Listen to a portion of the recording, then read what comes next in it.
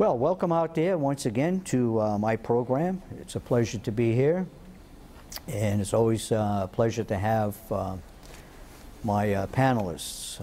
CJ, welcome back. You're always dependable, always here. I understand you've got an issue you're going to really expound upon this evening. Yeah, it's just garbage. All right, don't let the cat out of the bag. Bob, how's things going? Always a pleasure. Ex-firefighter, always keeping your eye on the pulse of the city. Yeah, it's a pretty rapid pulse right now. Okay, Dan? Richard, What's new? well, there's plenty going on, never a dull moment. Did you go to the city council last night? Oh, I did. It was laboriously entertaining. Anything new?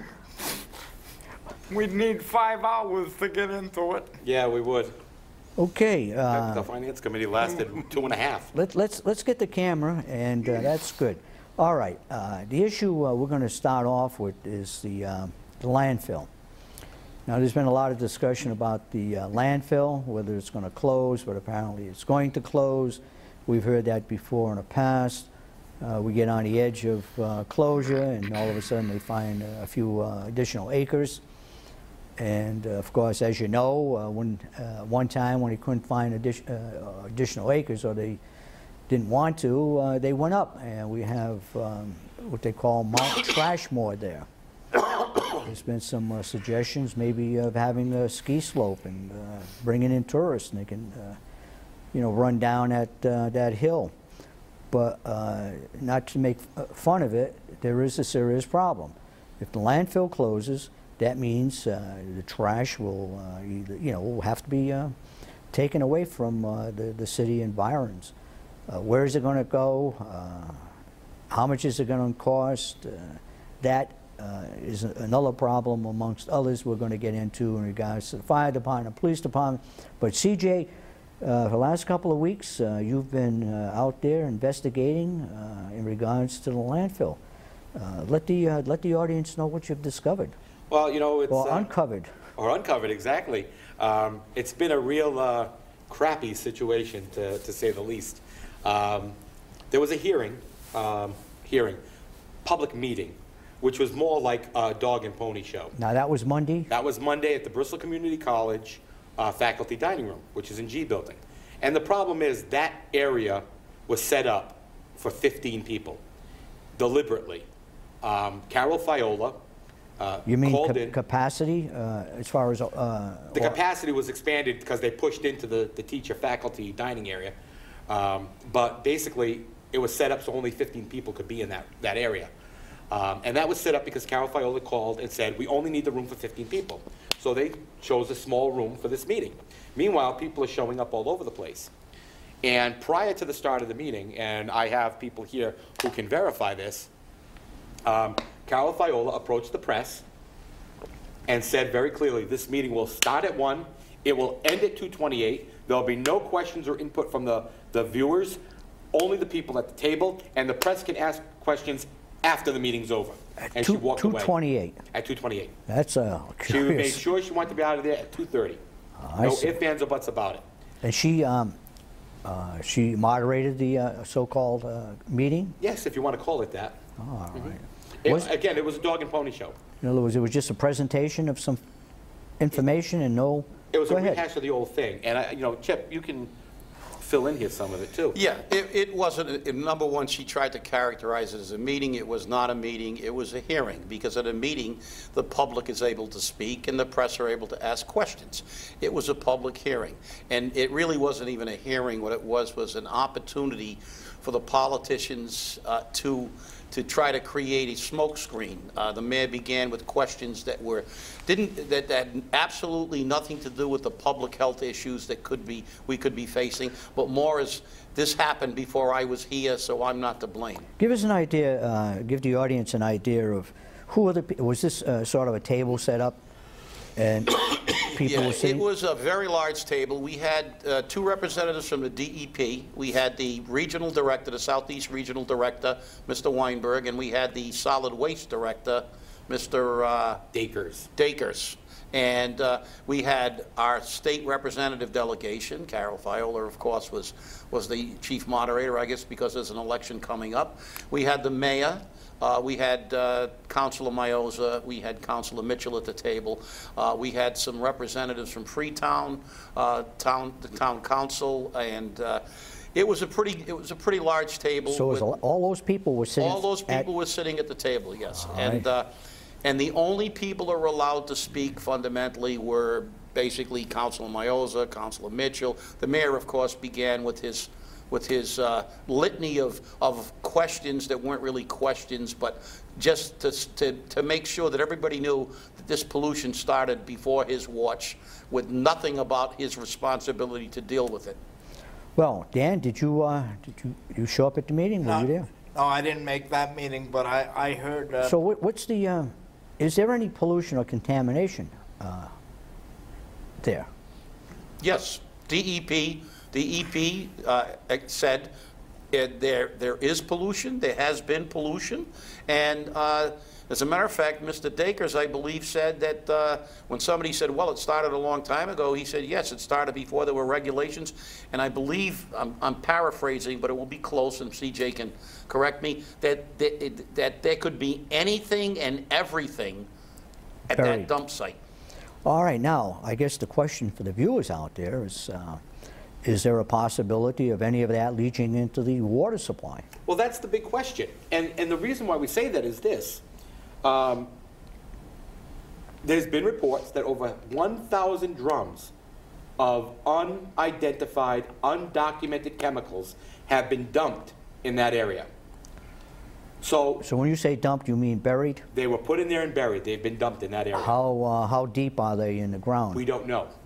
1,000. Now, where'd you get that figure? We got that from a WSAR report where they interviewed the gentleman who actually participated in the dumping of these chemicals. Okay. And he said there's approximately 1,000 drums, 55-gallon drums in that area of unidentified chemicals.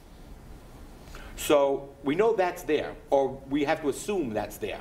Plus, going by the reports, they have found in their wells that they've done, their testing wells that they've done, and their pits, their test pits, that there is contamination. Contaminants that have been found have been selenium, cyanide. Cyanide. Cyanide. I mean, what was the other one? Now, how long ago approximately were these drums buried there? They go back to the 1960s. 60, so that's over 50 years ago. That's right. All right, so good possibility that these drums have deteriorated and this stuff is leaking out, probably Correct. long ago. Correct. 50 years is a long time for a drum. That's right. Now, And so here's what the DEP test says. borings, have they? Here's what DEP says. We don't dig unless we get a valid, formal complaint. Because we don't go looking for it, because then we find more trouble. Well, isn't that a complaint in a sense? It's 1,000? anonymous. There's no way to document it. There's nobody who says I did it. There's nobody who says I know it was done. So they're not going to take that complaint. So they're not going to They're not even going to look in the area that he said it was put in. just dig a hole and see if they can find something? Nope. So just maybe let it leach? Well, you know, that's one of the issues that we have with the thing. I think their name, the Department of Environmental Protection, they're supposed to protect us from contaminants, but their position is that if we don't get a complaint that we're satisfied with its validity, that we're not going to check and just pretend it's not there. So so this is why that we've initiated, a movement to try to contact the EPA, the federal authorities, to mandate this, because the public safety can't be, you can't relegate that to say the DEP will only check it if they decide there's a complaint. They know there's contaminants, they stated there's contaminants there, and yet they will not do these test borings unless something that they perceive is valid. Well, let me ask this question. Now, the landfill is going to close. They say it's going to close. October. What is there any connection between the closure of the landfill, in other words, it's not going to be expanded, and these drums that have been buried, are these drums close to the landfill? They're part of, they're right on the borderline. If you want to look at the map. So in I other will words, if the show you. landfill were to be expanded, That's where they were going to expand in, right over that area. and that's obviously a problem. Right. Is that correct? That's correct. Okay, you have a chart here, CJ. Maybe we can give the audience a better idea of exactly what you're talking about. This is an aerial map. This is an aerial map provided by the DEP, and it shows the landfill. And what it does show here in this particular area up in the corner, these are the 2 parcels of land that they're talking about. And it totals approximately 7 acres of land. Okay, when you say they're talking about, that's where the drums are buried? That's what they call the disturbed area, and that's where all the contaminations are being found. Now here's the problem. Now who's finding the contamination? The DEP. They've already found that contamination. Now here's the problem. Where are the drums? Are the drums there too? The drums are in this area, supposedly. Again, we don't know for sure. But this isn't even landfill land. That's owned by 2 private companies in Fall River who did not want to make a comment at the hearing about it, and they were being told by DEP, well, the landowners, meaning those 2 companies, the city and BFI, have to come together and come to an agreement to clean this up. And the DEP's excuse for not mandating this cleanup years ago, because they've known about it going back to the 1980s, they reported on it in 2003, and they reported it again on 2006 when they were going for an expansion of this landfill, and they kept saying there was no contamination, but they knew there was. All right, so they're deceiving the public, is that They it? have been, regularly. I mean, you think that's a grave misgiving? Because how close is that land to the water supply? Well, here's the thing. Half Here's a the mile, landfill. quarter of a mile, or 10 feet? You're probably looking at about a quarter, not even a quarter of a mile. Probably a little less, yeah. Probably a little less than a quarter of a mile. So, and here's the problem.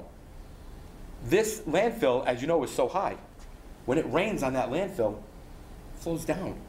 And they say the water underneath, the groundwater, is flowing in a different direction. So they're saying it's not flowing toward the water It's not flowing supply? toward the Fall River water supply. It's flowing north or northwest. Well, that's Assonet. So when Assonet asked, is our water in danger? They said, and they drink groundwater because they have wells. They said, no. Well, if the water's flowing north, but it's not going to Assonet and Freetown, and it's not going south towards the Watuppa, where's it disappearing to? So let me ask you this.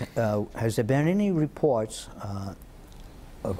by Freetown residents that there's a possibility that their well water is contaminated? That's why they sent representatives there, because they're upset about this. What representatives? What do you They mean? sent one of the selectmen and I guess their city administrator or something Yeah, city administrator. to talk about it Okay, to talk at this meeting. at this meeting. Yeah. And I mean, it's really very scary when you think about the fact that not only has our state been lying to us, okay, but the city has, because Mr. Weinberg made it very clear to us that he was under the impression that both BFI and the city of Fall River knew this, and he felt the parties were going to come together and solve this problem themselves. So, And then when he was asked about, well, why didn't something happen before this? He goes, we had no idea. So how can you say you thought the parties were going to come together and then turn around and say, well, we had no idea that this didn't happen? let me ask you this, because we want to move on to, we got a few other issues. What was the end result of this meeting? To have another meeting, to have some kind of investigation, to have... Well, she said she was going to coordinate some and other meetings, but the reality is this may go the same way as most of the task forces that are called for the mayor. This may have been a dog and pony show just to kind of placate some of the public and say, look, we've begun the process, and let's hope everybody just forgets about it until you know, there's another issue. But Dan, isn't this a major revelation? Wow. Allegedly 1,000 barrels, 55-gallon drums buried. I mean, people don't bury 55-gallon drums usually unless they're hiding something, because those are recyclable. You can take a drum that's empty and send it down to the scrap yard. Well, it's major deception, and it cuts across 4 or 5 different administrations.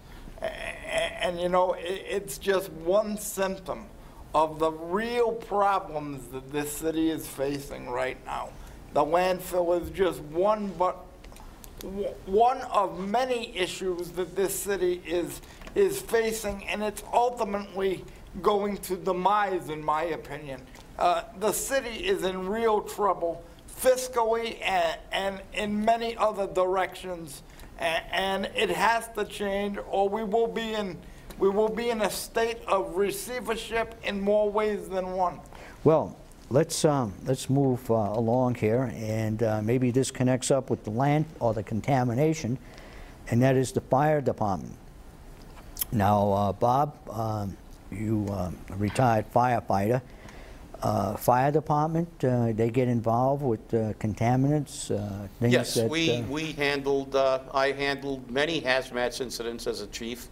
You know, we are the people who are incident commanders of hazardous. Let me ask you this then. You got the experience, you have the knowledge of the fire department. If you were sitting on the 6th floor and you're the mayor, would you send someone over from the fire department and say, I want you to go take a look at what is over there?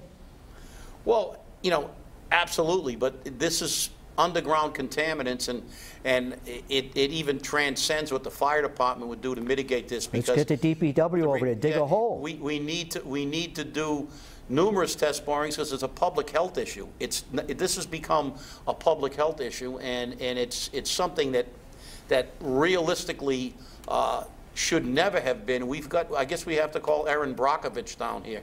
Ooh. And the worst part about this, though, Richard, is the city and the DEP and BFI want to cover it in plastic. Cover it in plastic. It will cost $1.5 million And that you're talking to cap that area.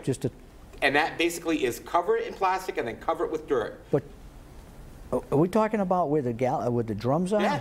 Well, let's get back to what you already told us, that there's water there, there's surface water. That water's flowing somewhere. Exactly. What's the difference? Why? Who cares if you cover it? The water is... Because it's the cheap way out, and it looks like they're doing something. And not only that, Richard, we're talking, as we said, these contaminants have been dumped there for years. And we don't know about what's happened to the way the water has been diverted over those years. Right now, they can say the water's running one way, but with seismic shifts, with other issues, with the way they dug, with diversions from construction, we don't know where this stuff is leached. And the reality is we need a comprehensive check of test borings that go out for miles, probably. We're going to move on to the next topic, which is a very interesting topic. And simply put, it has to do with firefighting. Now, you know, every major city and even a town needs to have someone to get out of those stations, jump on those trucks and wagons, and get over to a fire and put it out. Otherwise, you might have something that hit Fall River years ago and half the city or the center was burned down. And a lot of other cities, San Francisco after the earthquake. Well, we're finding out that the city of Fall River doesn't have the money that it had under the SAFER grant. It's money that comes from the federal government. You have to apply for it. The city says, we're not doing too good, we need money. If we don't get the money, we have to lay off people in the fire department, or we can't hire them. And the force gets reduced, and the risk to the city and residents and property goes up. Bob, you've been a firefighter, I guess a good part of your life. You've retired. What is the city facing at this point? You're saying 153. Is that adequate, or? Well, it's not really adequate. If it's not adequate if you have multiple fires. It's not adequate if you have a major fire. Even for a routine house fire, you'll have a fragmented response, which means more property damage. And the reality is, it's the fault of the city. When they receive a SAFER grant, they are made aware that these grants are not forever, and that they use to supplement, not subsidize the department. And what should have happened over the last 4 years is that those jobs that were funded with the SAFER grant, the city should look for funding through the city to maintain those positions. But rather than that, the mayor actually siphoned more jobs from the fire department and made all kinds of pay raises and gave all kinds of jobs to his friends. And now when the SAFER grant disappeared, our federal delegation said, what was your plan? And the reality is there was no plan, and now we're left in a lurch. So you're saying he was milking the fire department to put money in other places in the city? Absolutely. And the budget makes it very clear he did. What happened in this situation, Dan, in regards to the city council? I mean, they couldn't have been asleep all this time, could they? I mean, the public knew, people knew, you people knew that the grants are grants. I mean, it's this money, it's one-time money, and after it's used up, you don't get any new money necessarily. And where was the city council? They seem to be... By and large, they were asleep at the wheel most of the time. There were a few councilors that asked a few sporadic questions, never got a genuine response from the administration. He put together this phony task force, which never met. And basically, for 4 years, this administration, after it was originally endorsed by the fire department, which led to Coogan Gate, after that, he turned his back on the fire department, and we are where we are today, because he decided to live by grants instead of cutting pork and waste and cutting pay raises and funding adequately the fire department. That's why we are where we are today. CJ, you own a multi-family home, don't you, in the city of Fall River? Oh, yes, I do. And if I recall, your house, your building is in a fairly congested area. Most houses in the city are in a fairly congested area, even yours. Yeah, thanks for reminding me. What happens? I mean, the Notre Dame fire, that was an exceptional one, but that consumed quite a few 3 decades. 34. 34? 34. And the chief would know that because he was there. 34, 3 decades went up. That's amazing. And they And just the kind of church. like... It was the last conflagration in North America. And that was, and when they go, they kind of like just bust. The entire 2 city blocks went up at one time. It's called flashover. And if you go to the fire department headquarters, you can see the pictures of the buildings with fire inside the building in every window. And the next sequence, every single building is fully involved with flames. So the buildings get so hot. Yep, they just burst into flame like a match head. So should the people in the city be appalled at the I would be laxity? worried. I would be worried, and I'll tell you why. According to the new chief, fire chief, Chief Averis, if they have 153 firefighters, that's going to mean 1 pump and 1 ladder. That's what we'll have. Per station? Is that what you're saying? No, 1 pump and 1 ladder. Period. No, after we get if we get a working fire. Right, if we get a working fire. If we get a working fire, we'll only have one pump and one ladder in order to handle any other fire. And the fact is, if that original fire goes into a second alarm, we'll have nothing. Nothing. And if it's like, how high does it go? 5 alarm? Well, we can go to a general alarm. We got first, in this city, we go first, second alarm, third alarm. From third alarm, we go to a general alarm. And a general alarm, we can't even make general alarm anymore. Right. In the reality. With 153, a second alarm will mean the entire fire, the entire on-duty fire complement will be at that fire, and they'll have to call in off-duty personnel, which takes a minimum of an hour to call people up, to get them into the station, to get their gear. We're going to be dependent on mutual aid from Somerset and Tiverton. Now, a few years ago, the department had a major fire off of Bay Street, a mill. Yep. And as I recall, that mill was just completely engulfed. Yeah. No residential buildings were involved. Yeah, well, the problem we have now is obviously you're talking about it. They just had a meeting about the King Philip Mill. King Philip Mill. Which is it's in a highly residential area, and I went there literally hundreds of times. And that's in the south end, right on Cook Pond. And it's right on Kilburn Street, and if I'll tell you what, if that goes up now, and we have 153, it's going to take out. You know, they'll be lucky if they stop it at Bay Street. Now, what is the what is the number of firefighters at this moment? Right now, their complement is, I believe, well, we have 141 funded by the city and 79 on the SAFER grant. So do your math, 220. But actually, they haven't replaced some. There are a couple of guys they haven't replaced. I think they said yesterday they were down to 211. So if they lose the SAFER grant, people will actually be picking up their gear and walking out the door. There's no attrition here. There's 60 men. Out the door. That's a lot all at once, CJ. The bottom line is this, Richard, in addition to what my colleagues have said here, the last 3 chiefs have said that the minimum complement for an adequate protected city is 200 men. So at this stage, at this stage,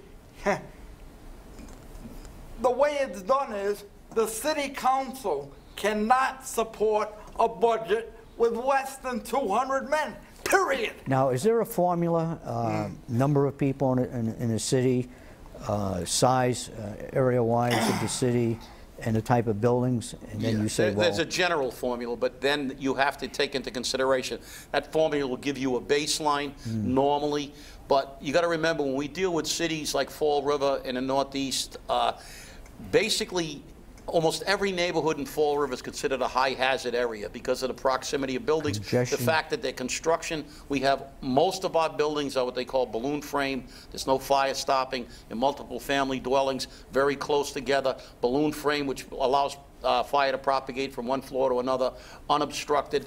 The reality is Fall River and places like Fall River, Lowell, and Lawrence, they are absolute nightmares, and they require a higher number of firefighters than the average norm. Because if you look at the National Fire Protection, it will say minimum crews in a high hazard area should be 5 men, and virtually the entire city is a high hazard area.